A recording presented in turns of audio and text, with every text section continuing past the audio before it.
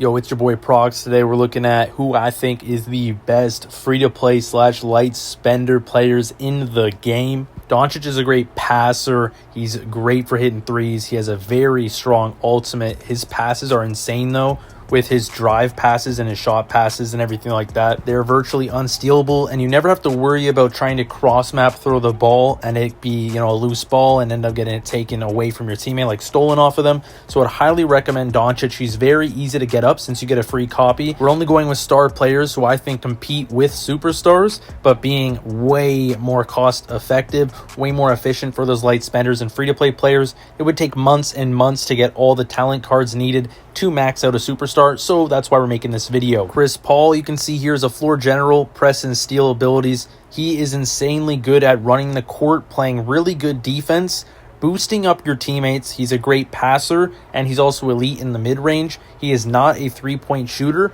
but he is more of that lockdown kind of point guard who's going to set up your shooting guard. If you have like a Booker, Thompson, Curry, anything like that on your team, he's going to be great for stealing the ball, helping with possessions, getting loose balls. He's overall a really strong player in regards to that. If you want to see a whole tier list, I have the whole tier list at the end of the video showing who I think the best are and then who I think the second best options for each position are.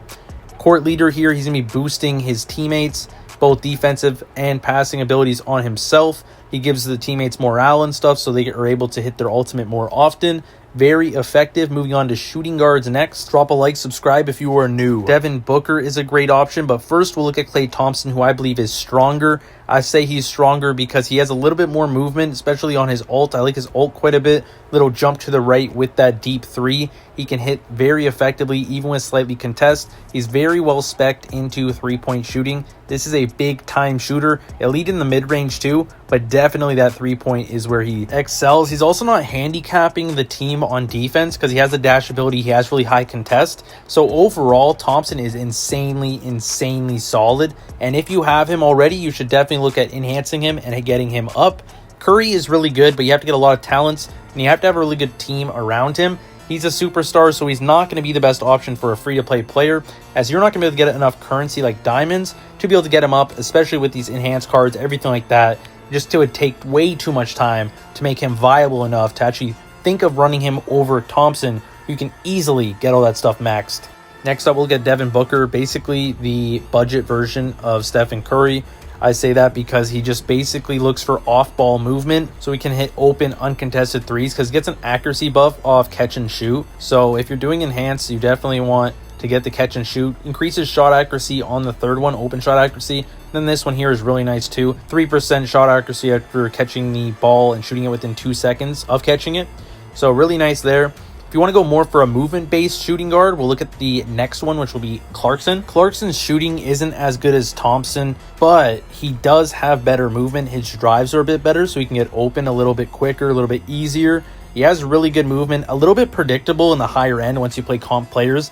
A lot of comp players know how to lock down a Clarkson pretty well, but especially climbing up to like legendary and stuff like that, you should have quite a bit of fun. I played with him quite a bit. Mine's about 147 overall or something like that.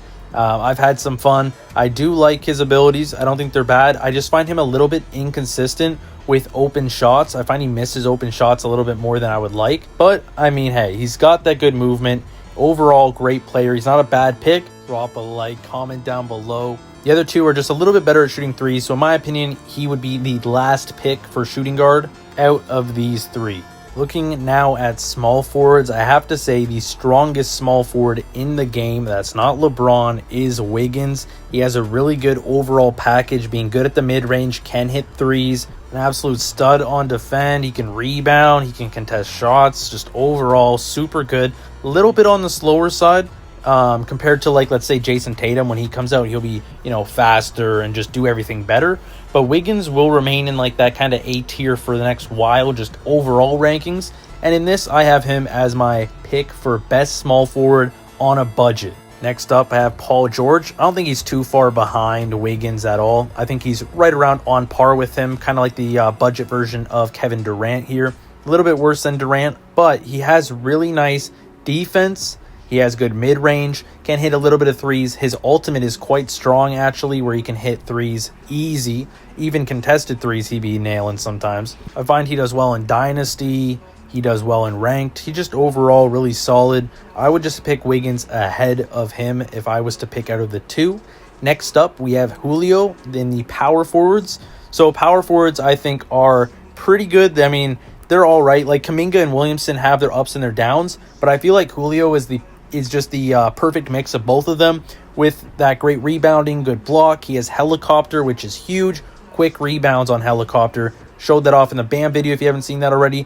360 dunk is just a really nice dunk animation that makes it harder to block, in my opinion. I find 360 dunk is a little bit harder to block. Self alley-oop, I mean, all of them basically can alley-oop if you get them maxed. So pretty cool touch. He's the closeout machine, can shoot and dunk, just overall great package on him, do everything. I personally think Kuminga is a little bit worse than Zion, but a lot of people have been saying Kuminga is doing great for them. I personally just feel like Zion's a bit better because he has better block, and that block plays a big part in having him run center. I feel like his dunk ultimate is just slightly better using unstoppable instead of airborne dunk. I find myself consistently blocking airborne dunk, and I find it's a little bit harder to get the timing perfect on unstoppable force or unstoppable dunk. So for me in power forwards, it has to be Julio, Zion, and Kuminga. Next up, centers, a big debate whether Adebayo or Capella is better. Personally, an experience with me, talking with the number one players in the world, you just got to go with Bam. Bam's faster. His passionate rebound can beat out Gasol's. It's better than steal block, in my opinion. Passionate rebound can be used offensively or defensively to get the rebound.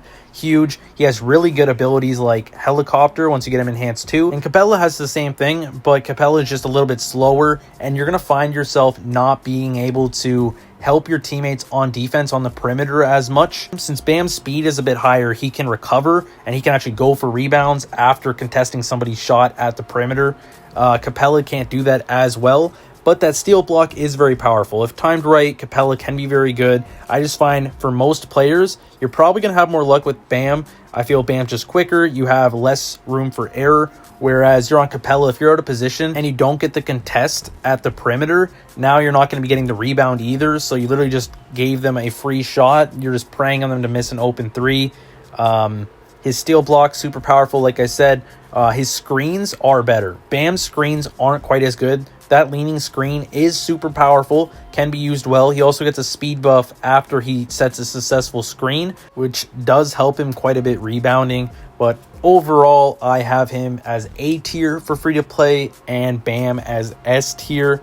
If you haven't watched the video on Bam, I suggest you go check it out. I have a video on a lot of these players, rank 1 players, with them, potential build guides, tips, tricks, all that. You should go check that out. Costume builds, everything, you name it, they have it in the videos, so I would check those out. I would drop a sub if you're new, drop a like if you like this video, comment down below if you think I was wrong or anything was too controversial for you to handle, and I have my tier list coming up right now, guys. If you want to join the Discord with all the pros, link in description. There it is. Thanks for watching, guys.